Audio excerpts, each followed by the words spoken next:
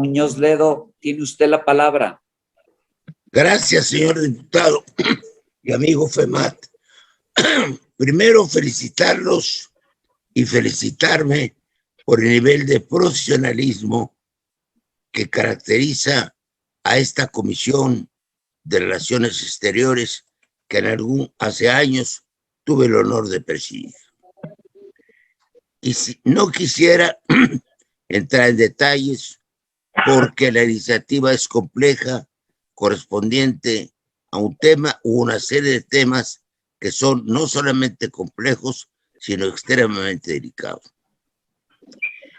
México rigió sus relaciones contractuales con otros países del mundo durante mucho tiempo sobre la base de la ley de la Convención de Viena sobre Tratados Internacionales.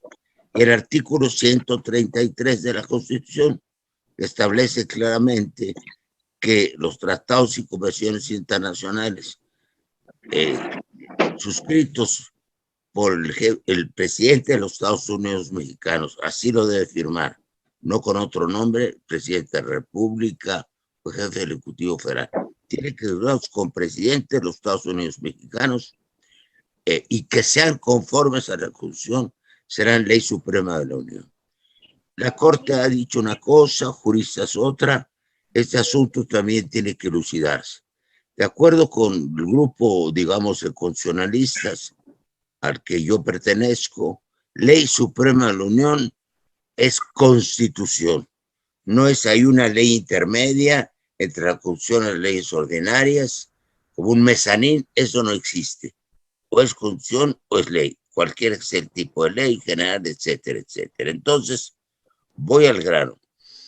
Lo que ha ocurrido en México es que desde 1992 estableció la primera ley, los tratados internacionales se han regido por ella y es la que tuvo vigencia cuando se firmó el Tratado de Libre Comercio. Que bueno, hubo mecanismos de defensa jurídica para no dejarnos arrollar. Después, en 2004, por las necesidades del activo comercio internacional y sobre todo por los tratados de comercio, se hizo en 2004 una ley de aprobación de tratados en materia económica. Estuvo muy bien hecha, debo decir, porque comprendió una serie de consultas en todo el país, con productores, con consumidores incluso, con campesinos, de modo que estuvieron incluidos en un debate de decisiones tan importantes como era la celebración de tratados internacionales. Yo recuerdo que por esos años teníamos ya 11 tratados de comercio con más de 42 países. Eso se ha expandido y expandido más. Ahora, ¿qué es lo que es necesario ahora a nuestro entender? Tener un solo tratado de instrumentos internacionales que comprenda todo. Esto hace más complicado y más denso el texto, pero permite aprovechar el sistema de consultas para los tratados de comercio y aplicarlo también a los tratados de carácter, digamos, político o general. ¿Cuáles son los problemas? Para dejar un poco a un lado la historia. Hay varios. El presidente de la República dijo hace no mucho tiempo que era necesario codificar los acuerdos internacionales. ¿Por qué? Y lo digo en lenguaje llano, gato por liebre, problemas de seguridad interna del país, intromisión de la DEA, lo digo por sus letras, claramente, y de otras agencias internacionales. Entonces, ¿qué es lo que queremos salvaguardar? Primero, que todos los tratados, convenciones y acuerdos que comprometan al Estado mexicano se les debe dar vista al Senado de la República, aunque no sean formalmente tratados, porque pueden encubrirse bajo otros disfraces acuerdos lesivos al país. Entonces, todo todo tratado de convención internacional obviamente debe pasar por el Senado. Pero ha habido ahí una especie de un mecanismo un poco extraño para el derecho mexicano, muy propio del derecho norteamericano, por ejemplo, que se llamaba, si se aprueba esto, pasará a la historia, acuerdos ejecutivos, executive agreements. Esos acuerdos comprometían al Estado mexicano, lo han comprometido hasta ahora y no se le da vista al Senado. No necesitan tener forma de tratados. El caso es que acuerdos de esa importancia que comprometen a la federación tienen que ser conocidos y tienen que ser avalados por el Senado. Este es un punto fundamental.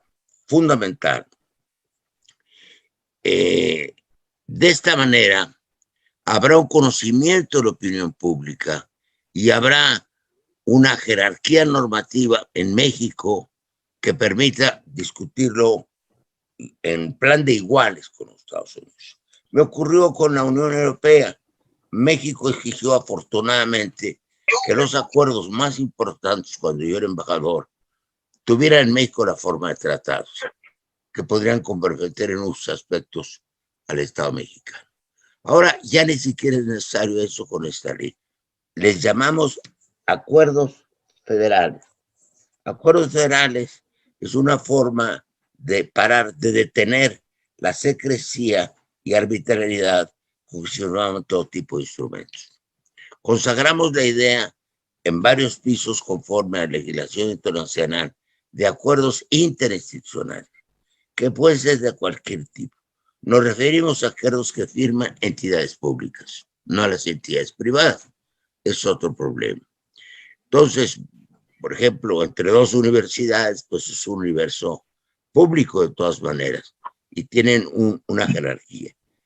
Y luego se especifica un sistema mediante el cual en el momento que comprometan al Estado, pasan al Senado como acuerdos federales.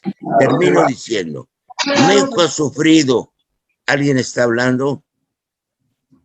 Bueno, alguien tiene abierto el micrófono, pero en fin, nosotros estamos fundiendo los dos tipos de tratados. Los tratados en materia económica, ya dije, y los tratados en materia política y otras. ¿Cómo estamos salvaguardando el interés nacional?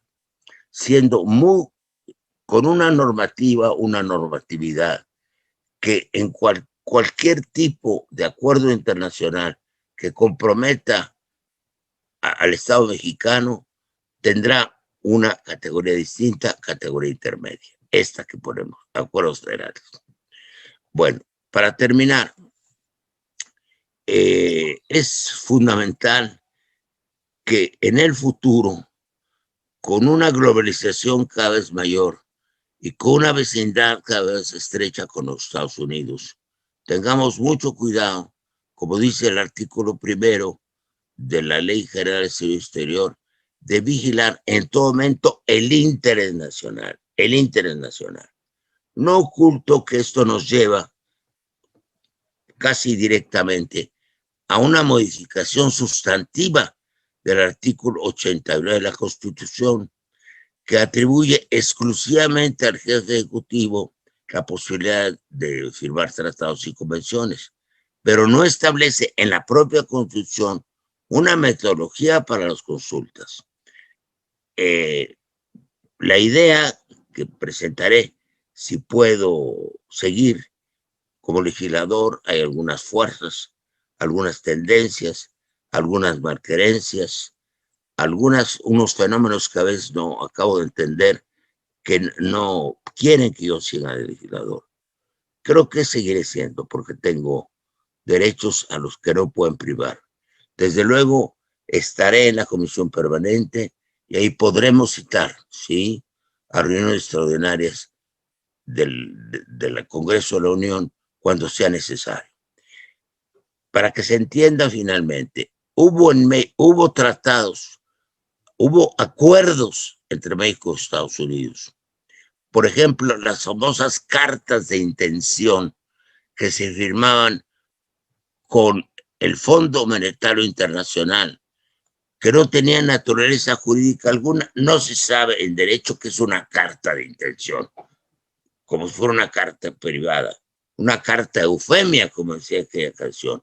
Sin embargo, fue el principal instrumento del neoliberalismo porque fueron obligatorios para las autoridades hacendarias de México y comprometieron a fondo históricamente la vida de la nación.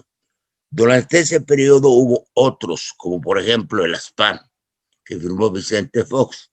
Fue el acuerdo para la seguridad entre los dos países en América del Norte. Pues contenía muchas cosas. Desde luego la regulación del tema de la droga, tenemos que hablar de eso. Acuerdos en que México podía acceder a todo sin que lo supiera el Senado ni la opinión pública.